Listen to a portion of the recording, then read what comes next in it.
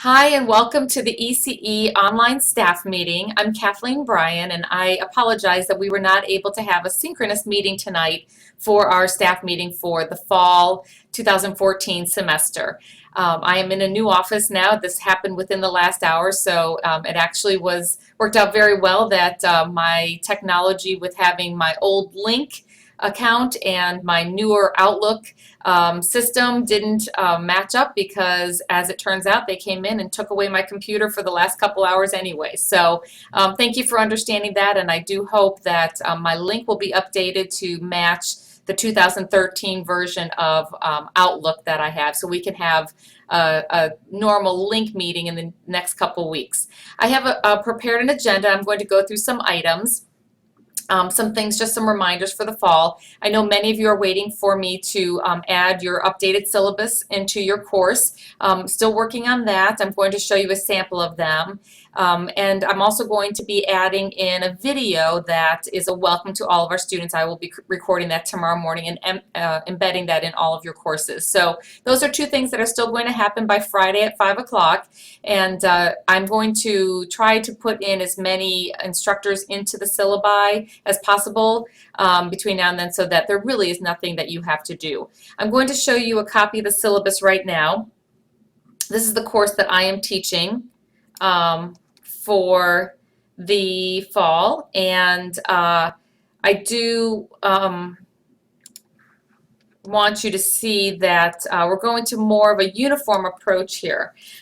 So right away you'll see that there's the website for UC and the title of the course, and here's where all your contact information will be. If there are multiple instructors in the course, for office hours I'm just going to instruct them to see the course site for that.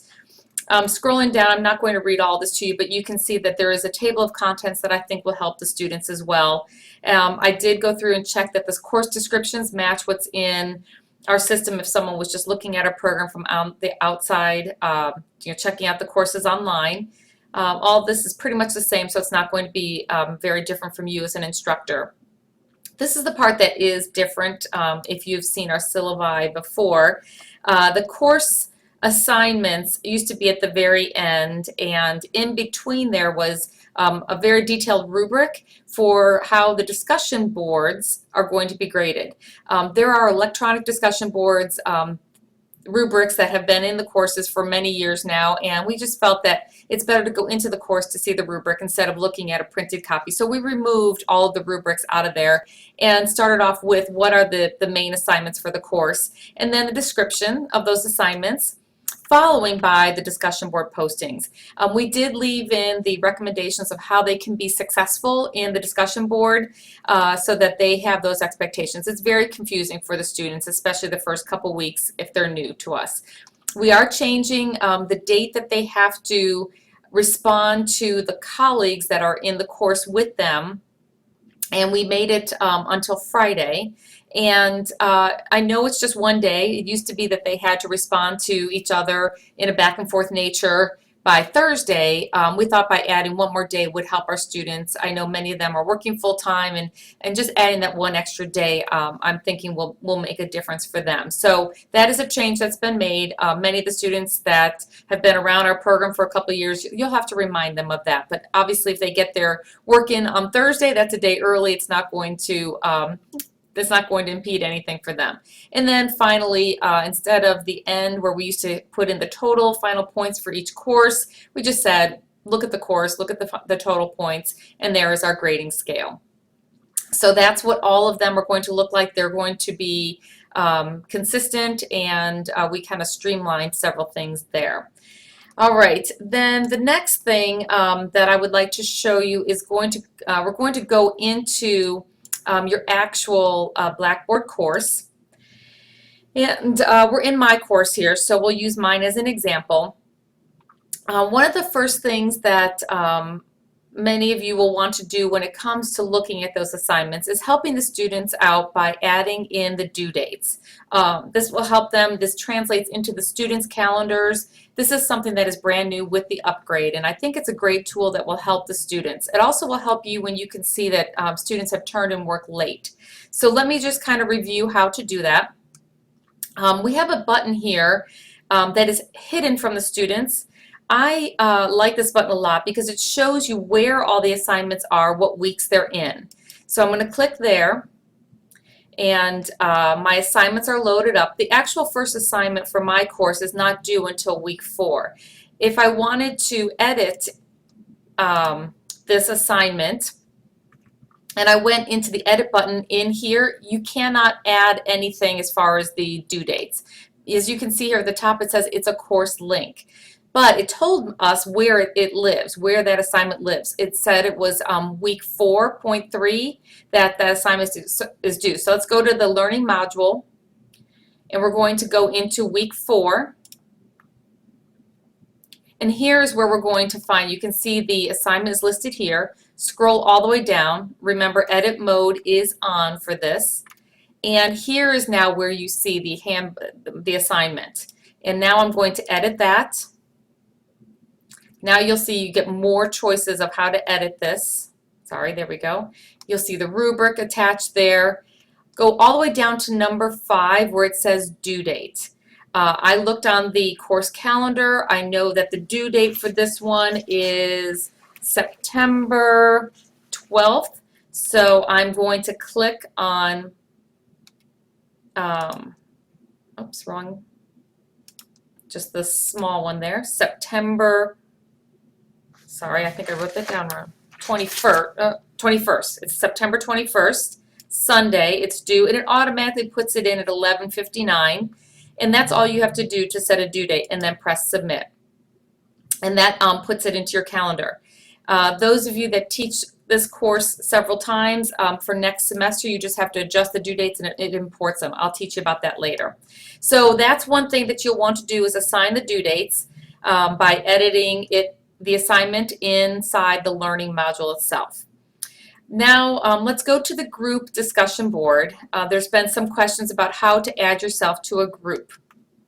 So there are 2 ways to do this. I'm going to go and switch the edit mode to off in the top corner. Most everything that we do as instructors, the edit mode has to be on. And here, the edit mode has to be off.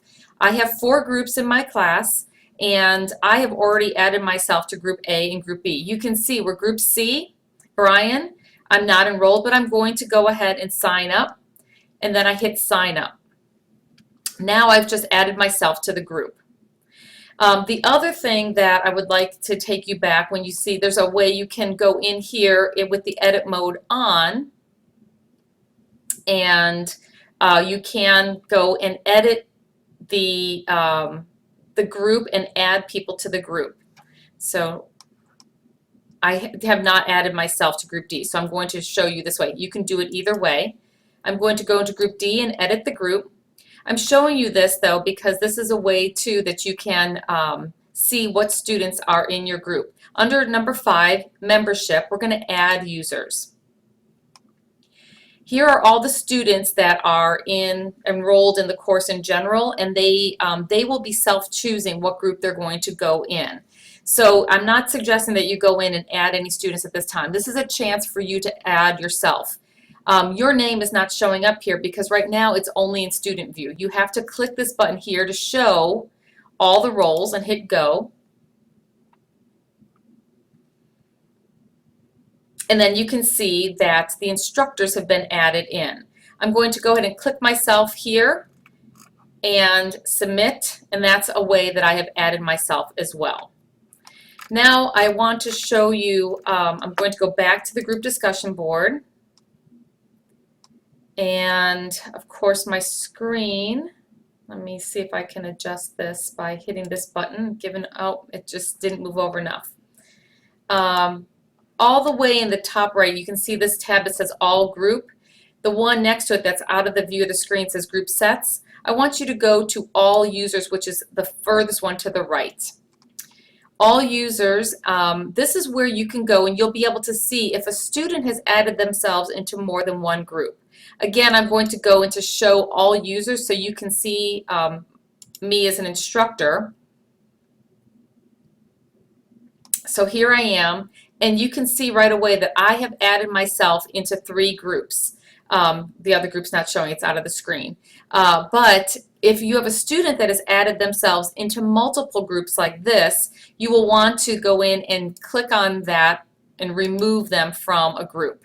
It doesn't matter. They're for the most part, they're just clicking on several groups on accident to choose a group. So at this point, you don't have to contact the student. Just take them out of one of the groups.